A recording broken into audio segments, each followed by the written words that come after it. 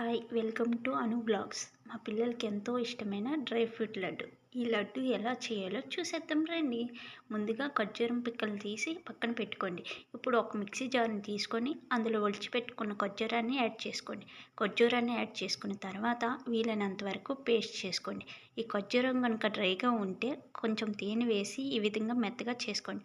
ఇప్పుడు ఒక స్టవ్ మీద ఒక కళాయి పెట్టుకొని అందులో 2 స్పూన్ల నెయ్యి వేసి యాడ్ చేసుకోండి.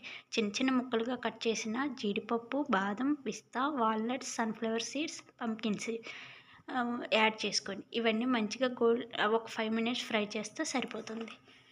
ఇప్పుడు అదే కళాయిలో 2 స్పూన్ల నెయ్యి యాడ్ చేసుకొని ముందుగా పేస్ట్ చేసి పెట్టుకున్న ఖర్జూరాన్ని యాడ్ చేసుకోండి. ఒక 5 నిమిషాల పాటు నెయ్యి అంతా అబ్జర్వ్ చేసుకునేంత వరకు ఫ్రై ఇక్కడ చూపిస్తున్నట్టుగా కలుపుకోండి. ముందుగా ఫ్రై చేసుకున్న డ్రై ఫ్రూట్స్ను ఖర్జూరాన్ని యాడ్ చేసుకోండి. మొత్తం కలిసినట్టుగా చూసుకొని చల్లారనివ్వండి. అంతేనండి, డ్రై ఫ్రూట్ లడ్డు రెడీ.